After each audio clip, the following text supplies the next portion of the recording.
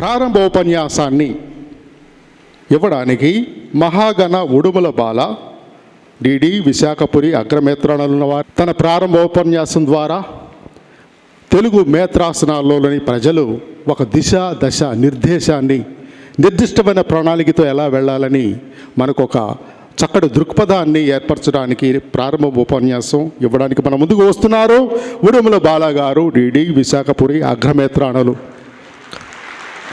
హర్షధ్వానాలతో ఆహ్వానిద్దాం. పరలోకములో దేవునికి మహిమ, భూలోకములో మంచి మనస్సు గలవారికి శాంతి సమాధానము.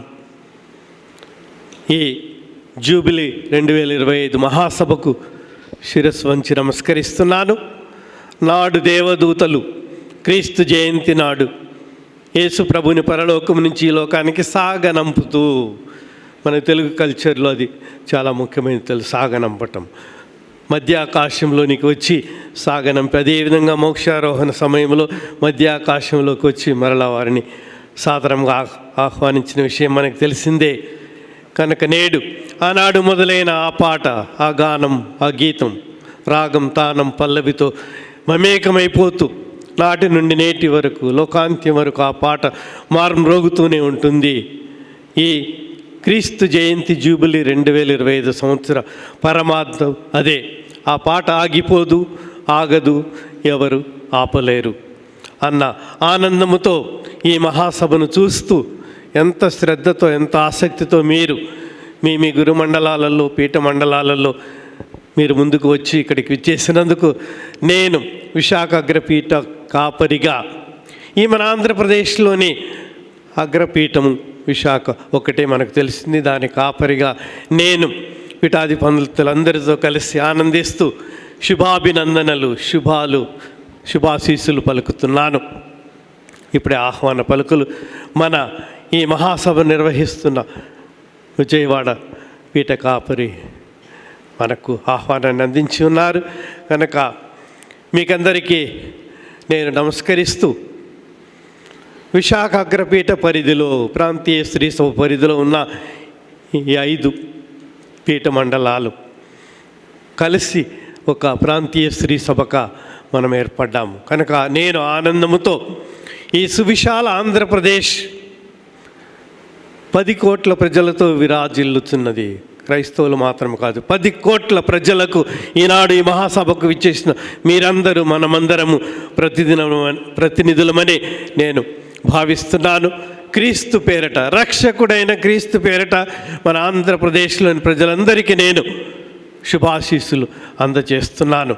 ఒకనాటికి 2025 సంవత్సరాల క్రితం జన్మించిన ఆ ప్రభువే రక్షకుడని ఒకనాటికి తెలుసుకుంటారు, నమ్ముతారు, అంగీకరిస్తారు, ఆరాధిస్తారన్న ఆనందంతో ఈ మహాసభ మనకిచ్చే సందేశాన్ని మనం తీసుకొని ముందుకు పోవాలని ఆశిస్తున్నాను. సుందరమైన ఈ తెలుగు గడ్డ మీద అందమైన కథోలిక విశ్వాసుల వనములో నేను ఈ వనమును చూచి, ఈ 6 పీఠాలు అగ్రపీఠంతో కలిపి 6 పీఠాలలో విలసిల్లుతున్న క్రైస్తవులను చూసి నేను గర్విస్తున్నాను. పరిశుద్ధ పాపు గారి తరపున, మన ఈ ప్రాంతం తరపున నేను మిమ్మల్ని అందరినీ, మన క్రైస్తవులను, ఈనాడు ఇక్కడికి రాలేకపోయిన వారందరినీ దివ్యవాణి, దూరదర్శన్, ఇతర టీవీ ఛానల్స్ ద్వారా, యూట్యూబ్ ద్వారా చూస్తున్న ప్రజలందరినీ కూడా నేను అభివాదం చేస్తూ అందరినీ ఆశీర్వదిస్తున్నాను.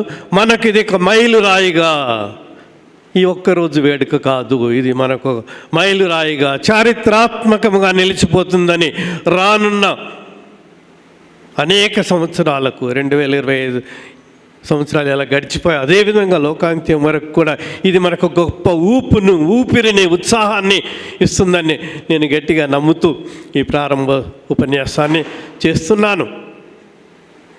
3 శతాబ్దాలకు పైగా అనంతపురం జిల్లాలో కృష్ణాపురం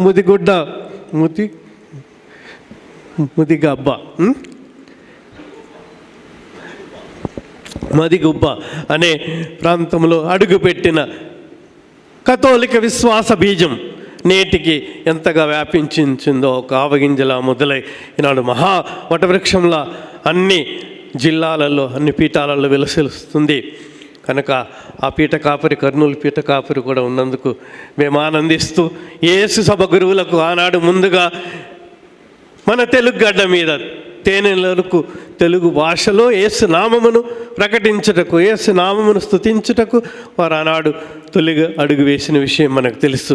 కనుక నేను యేసు సభ గురువులను మరి ఈ జూబిలీ కూడా యేసు సభ లయోలా కాలేజ్ ప్రాంగణంలో జరగటం నేను యాదృచ్ఛికమని భావించడం లేదు. ఈ దయ కృప ప్రీతి పాత్రమని డివైన్ ప్రావిడెన్స్ అని నేను గట్టిగా నమ్ముతూ యేసు సభ గురువులతో మొదలైన అనేక మిషనరీ సభలు నాటి నుండి నేటి వరకు అందరం ఒకసారి గట్టిగా చప్పట్లు కొడుతూ ఎన్ని వేల మంది వారి చెమటను కార్చారు, వారి రక్తాన్ని చిందారు. మన భాష రాకపోయినా, మన వేషం పట్టకపోయినా, మన వాతావరణం పడకపోయినా అన్నిటికీ తెగించి ఈ విధముగా ఈనాడు మనము తెలుగు 2 రాష్ట్రాల్లో, తెలంగాణ ఆంధ్ర రాష్ట్రాల్లో దాదాపు 20 లక్షలకు పైగా బహిరంగంగా ఒప్పుకొని బాప్తిజం పొంది క్రీస్తుని అనుసరిస్తున్న ఈ సంఖ్యను చూస్తూ ఉంటే ఒకవైపు చాలా ఆనందంగా ఉంది, మరొక వైపు ఇంకా మనం చేయాల్సింది ఎంతో ఉందని, ఈ మహాసభ మనకు చాలా దోహదపడుతుందని జూబిలీ సందేశం అనేక రంగాలలో అనేక విధాలుగా అనేక కోణాల్లో చూసాము. యాంకర్, లోగోలోని యాంకర్ క్రైస్తవులమైన మనము, నీవు నేను మునిగిపోతున్న ఈ భారతదేశాన్ని, మునిగిపోతున్న ఈ ఆంధ్రప్రదేశ్ రాష్ట్రాన్ని మనం యాంకర్గా ఉండి, తర్వాత మన కొన్ని క్రైస్తవ సంఘాలు కూడా మునిగిపోయే ప్రమాదం ఉన్నది. కనుక ఇక్కడికి వచ్చిన మనమందరము మరీ ముఖ్యంగా ఈ జూబిలీ సందేశంతో ఒక యాంకర్గా నుండి మన దేశంలో ఈ ప్రజాస్వామ్యాన్ని, మానవత్వాన్ని, సమానత్వాన్ని ముంచివేయాలని ఎన్నో దుష్టశక్తులు ప్రయత్నిస్తున్న విషయం తెలుసు మీకు. మత మార్పిడుల నిరోధక చట్టంతో పాటు అనేక కిరాతకమైన విషయాలు, ఇంకా అనేకమైన గుదిబండలు చేయటము, హింసలు, ఈ విధంగా మనం చూస్తున్నాము. కనుక ఈ యాంకర్ అనేది కథోలిక విశ్వాసం అనే లంగరు ఎవరు ముంచివేయలేరు, మనల్ని ఎవరు కూడా నాశనం చేయలేరు అనే గట్టి విశ్వాసాన్ని మనకి మా సభ ఇస్తుందని నేను ఆశిస్తున్నాను, ఆశీర్వదిస్తున్నాను. విశాఖపట్టణ మహానగర మెట్రోపాలిటన్ అగ్రపీఠాధిపతిగా ఉండటం మాత్రమే కాకుండా పీఠాధిపతుల్లో ఒక పీఠ కాపరిగా ఉంటూ మనమందరము కలిసి చేయి కలుపుతూ, పదం పదం తొక్కుతూ, కదం కదం పాడుతూ మనమందరం ఈ విధంగా ముందుకు పోయి ఆనాడు దేవదూతలు పాడిన క్రీస్తు జయంతి గానము ఇంకా మారుమోగుతూనే ఉండాలని, మనం కేవలం 2-3% క్రీస్తు నమ్ముకునే వాళ్ళు ఇప్పుడు 50% దాకా మన దేశంలో ఉన్నారంటే ఇది దేవుని మహాకృప అని నేను భావిస్తున్నా. 50% మంది క్రీస్తు ప్రభుని ఒక దేవుడిగా, ఒకే దేవుడిగా కాకపోయినా ఒక దేవుడిగా అంగీకరించడం మనం చూస్తున్న విషయమే. కనుక ఎప్పుడు బహిరంగంగా అందరు అంగీకరిస్తారు. ఇలాంటి వేడుకలు మనకు గొప్ప ఉత్సాహాన్ని ఇస్తాయని నేను ఆశిస్తూ మున్ముందుగా సకల కథోలిక విశ్వాసులను, ఈ 6 పీఠాల్లో ఉన్న విశ్వాసులను, దైవాంకితులను, గురువులను, వారు చేస్తున్న పెరుగని కృషికి నేను అభివాదం చేస్తున్నాను. ప్రతి పీఠం నుండి విచ్చేసిన ఇక్కడ ఈ మహాసభకు హాజరవుతున్న మీ అందరిని గురించి నేను పరవశించిపోతున్నాను. కథోలిక శ్రీ సభలో ఇంత ఉత్సాహము, వారి విశ్వాసం ఇంత గొప్పదాన్ని నేను అభినందిస్తూ ఈ 6 పీఠాల నుంచి వచ్చిన వారిని మనము గట్టిగా కరతాళంతో అభినందించుదాము.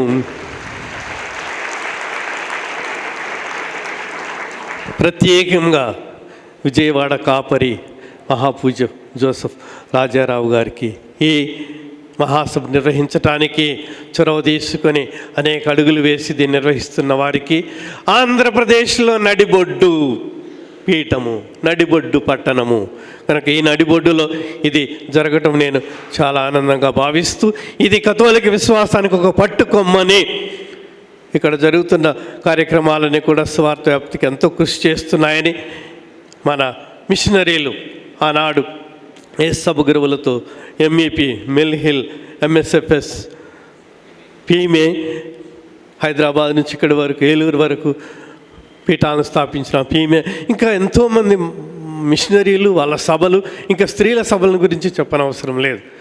కనుక నేను ఈ పీఠాన్ని గొప్పగా అభినందిస్తూ పీఠ విశ్వాసులందరినీ పీఠ కాపరి జోసెఫ్ రాజారావు గారిని హృదయపూర్వకంగా అభినందిస్తున్నా. గట్టిగా చప్పట్లు కొడదాం. ప్రతి పీఠం పేరు చెప్తూ ఉంటాను. మన తిరుసభయందు, మన పీఠాలయందు గర్విస్తూ అభినందించుకుందాం. మనల్ని మనమే కూడా ప్రోత్సాహపరుచుకుందాము. ఆపై నెల్లూరు, వివిధ వంటకాలకు, వివిధ రుచులకు నెల్లూరు ప్రఖ్యాతిగాంచింది. అదే రీతిన అక్కడ క్రైస్తవ విశ్వాసం విలసిల్లుతూ ఉన్నది. కనుక నేను నెల్లూరు పీఠ విశ్వాసులను, దైవాంగితులను, గురువర్గాన్ని, ప్రత్యేకంగా ఆ పీఠ కాపరి మహాపూజ్య మోసెస్ ప్రకాశం గారికి, వారి సహకార వారస పీఠ కాపరి పిల్లి దాస్ గారికి హృదయపూర్వక నమస్కారములు, వందనములు చెల్లించుతున్నాను.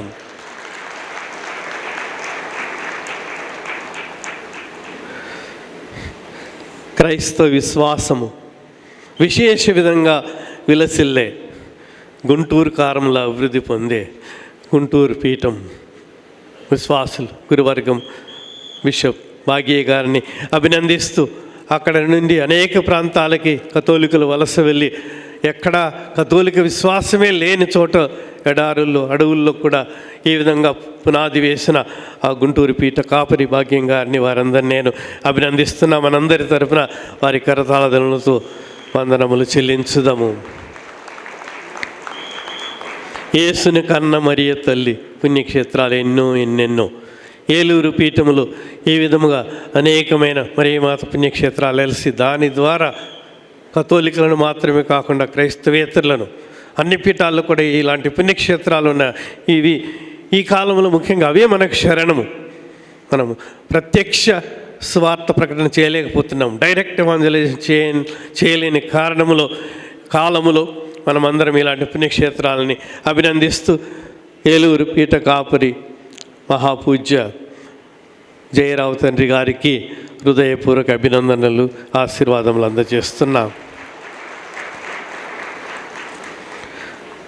జింక పిల్ల ఎలా ఎగురుతూ ఉంటుందో అలా అంచెలంచెలుగా ఎగురుతూ శ్రీకాకుళం అనే పీఠం ఈ విధంగా మన పీఠ కాపరి రాయరాల గారు ఉన్నారు. వారు చిన్న సంఘమైన ఎంతో గట్టి సంఘము, గంగగోవు పాలు గంటడైనా చాలు అన్నట్టుగా ఈ విధంగా ఉన్న ఆ పీఠ కాపరిని, గురువర్గాన్ని, దైవాంకితులను, ప్రత్యేకంగా అక్కడ ఎక్కువ గిరిజన క్రైస్తవులు కూడా, కథోలికులు కూడా ఉన్నారు. వారిని ప్రత్యేకంగా నేను అభినందిస్తున్నాను. ఈ విధంగా ప్రియులారా, ఈ సమావేశానికి ఇచ్చిన మీరందరినీ చూస్తూ ఉంటే నేను తబ్బిబ్బైపోయి కొంచెం మాటలు కూడా సరిగ్గా రావట్లేదు. నేను ఆనందం ఎక్కువైతే ఎక్కువ తప్పులు చేస్తా. కనుక ఈనాడు ఇంకా చివరికి మిగిలింది మా విశాఖ అగ్రపీఠము. పీఠాలన్నిటిలో తలమానికంగా ప్రకాశిస్తూ అనేక రంగాలలో ఎంఎస్ఎఫ్ఎస్, ముఖ్యంగా మిషనరీలతో, అంతకంటే వేరే టయాటెన్స్ అనేవారితో, ఈ విధంగా ఇంకా మనమందరం కూడా ఒకరోజు చాలదేమో ఈ పండగ చేసుకోవడానికి, మన మిషనరీ మహనీయులను స్మరించటానికి, వారి నుండి ప్రేరణ పొందటానికి, వారికి పాదాభిషేకం చేస్తూ, ఆనాడు వారు ఆ స్వార్థ బీజం చాటనుచో మనం ఈనాడు ఉండేవాళ్ళం కాదు. ఇలా వేడుకలు చేసుకొని మన ఆంధ్రప్రదేశ్ మొత్తానికి సాక్ష్యం ఇచ్చేవాళ్ళం కాదు. కనుక నేను అందరికి కూడా అభినందనలు తెలుపుతూ, విశాఖ అగ్రపీఠ విశ్వాసులకు, గురువులకు, దైవాంగితులకు జ్ఞాన తండ్రిగా నేను ఆత్మీయ ఆశీస్సులు అందజేస్తున్నా. ఎంతోమందిని ఇక్కడ చూస్తున్నా. అందరికీ వందనములు, అభినందనలు. ఇది మా పీఠం, గట్టిగా కొట్టండి కాస్తమా. ప్రపంచమంతటికి వెళ్ళి సువార్తను బోధించండి అని పలికిన ఆ మాట ప్రకారం మిషనరీలు వచ్చారు. కనుక వారిని మనం సన్మానిస్తూ, ఈ జూబిలీ మనకు చారిత్రాత్మకంగా మిగిలిపోవాలని, వారి జీవితాల్లో మనకు ప్రేరణ ముందుకు నడపాలని నేను ఆశీర్వదిస్తున్నాను.